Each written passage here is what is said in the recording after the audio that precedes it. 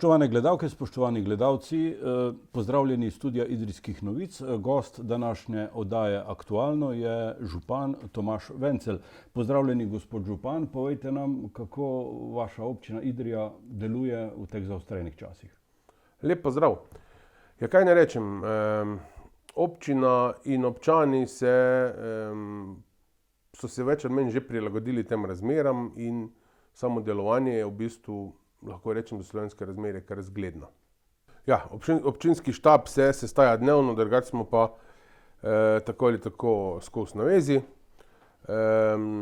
Štab se pač formira oziroma se dobi na kup v sejni sobi občine Idrija, tako da lahko zagotavljamo tiste minimalne razmike med nami. Je pa tako ali tako, več ali manj smo tisti, ki smo na licu mesta, smo 3 ali pa 4, vsi ostali opravljajo svoje delo pa na terenu oziroma na tistih točkah, ki so potrebne.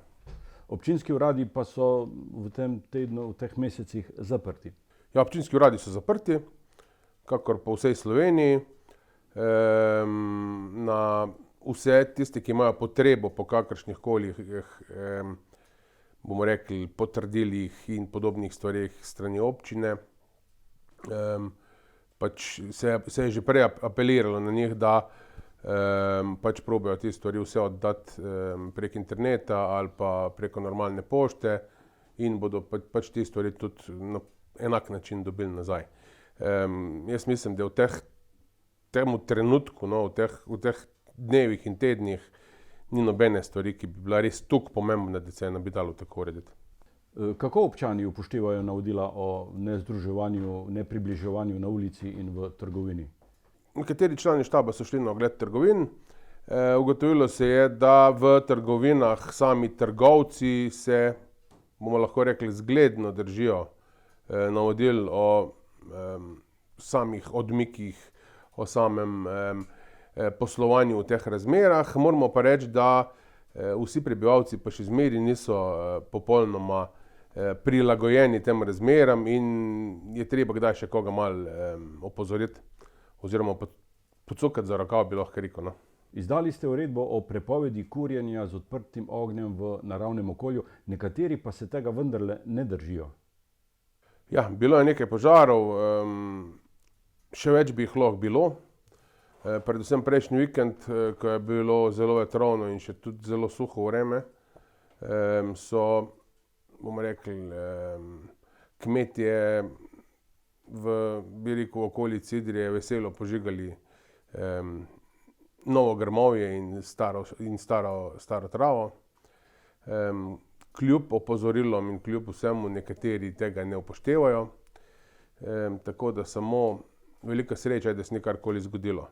Vedeti moramo, tudi na državni ravni se je prepovedalo zdaj kurjenje, v kompletni Sloveniji, se pravi kurjenje v naravnem okolju, da vsaka intervencija gasilcev pomeni dodatno možnost okužb med samimi gasilci in tudi zmanjšanje pripravljenosti za tiste prave probleme, ki lahko še pridejo v naše kraje. Kako deluje zdravstvena služba v tem segmentu, ki je v pristojnosti lokalne samouprave? Ja, jaz bom tako rekel, z Marijo, direktorico zdravstvenega doma, se slišiva dnevno.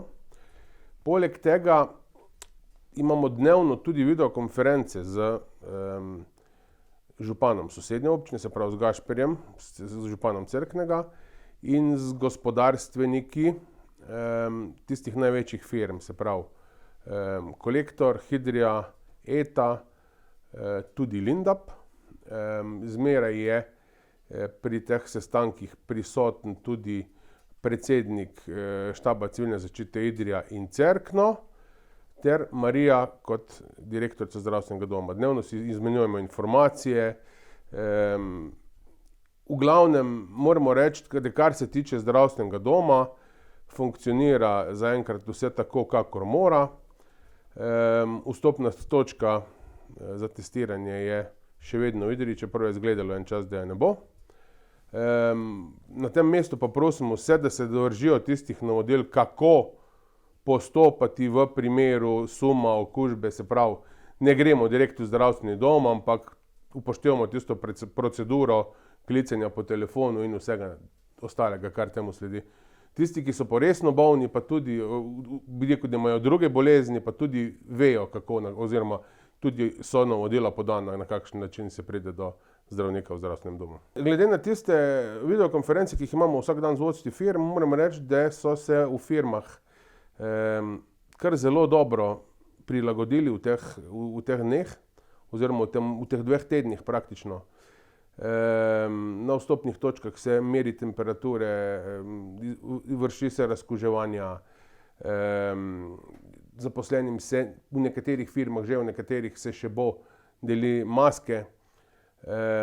Razumeti moramo pa nekaj.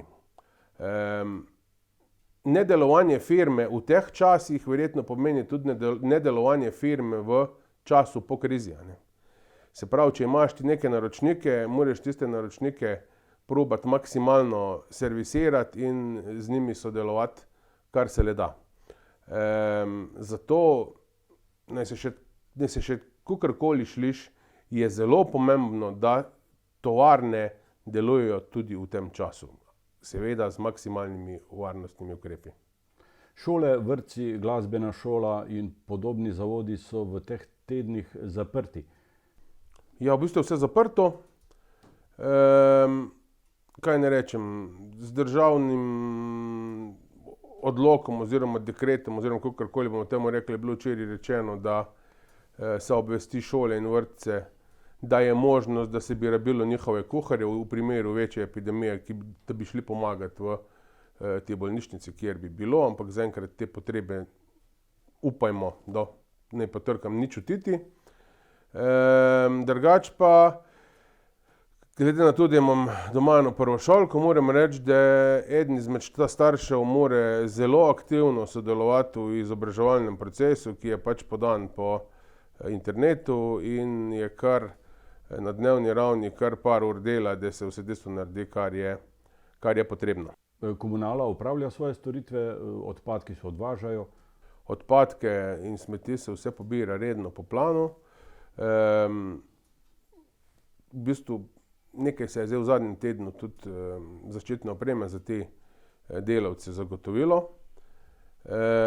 Moramo reči, da zdaj pač zadnjih 14 dni so bili več ali manj vsi komunalni delavci na dopustu oziroma na koriščenju tistih presežnih ur, ki so jih imeli. V prihodnjem tednu pa kolikor bo le mogoče, se pravi z upoštevanimi vsemi varnostnimi ukrepi, se bo začelo opravljati taka dela, ki so pač v teh časih možno, od obžagovanja drevja, čiščenja kanalov ob cestah in podobnih stvari, ki so pač stvar tega časa in tudi v bistvu ob zmanjšanem prometu se jih bo še z večjo lahkoto delalo. Izdali ste tudi uredbo o organizaciji pogrebov v teh zaostrenih razmerah. Ja, pogrebna služba smo pač sledili trendom cele Slovenije, smo omejili število ljudi pri samem pogrebu, omejili smo vstop v Mrliško Vežico, dali priporočilo, da se ne kropi na teh pogrebih, še s tem zmanjšamo možnost prenosa virusa.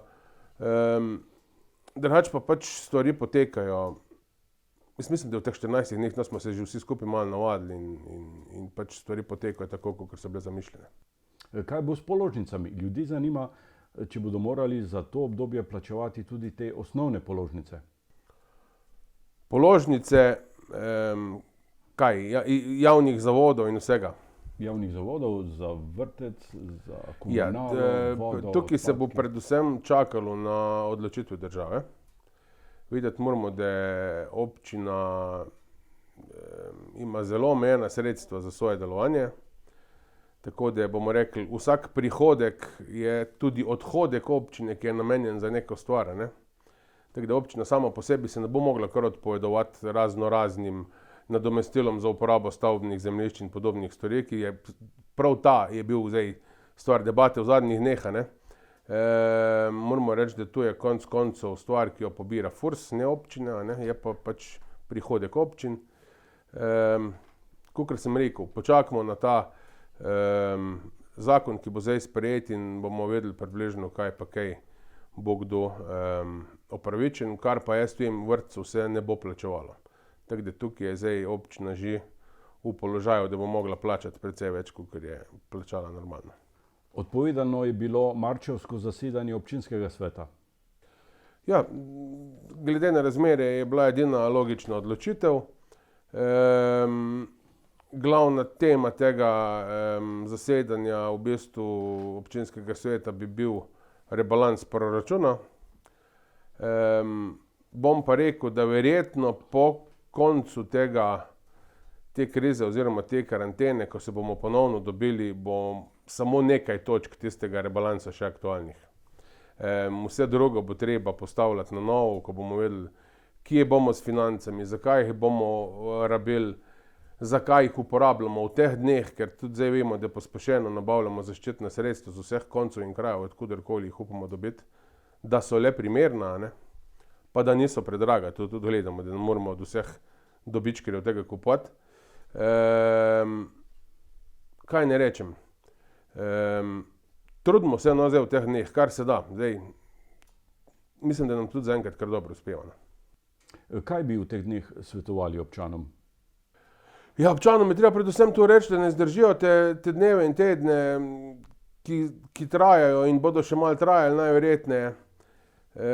Kajti jaz osebno povedano si ne predstavljam, kdo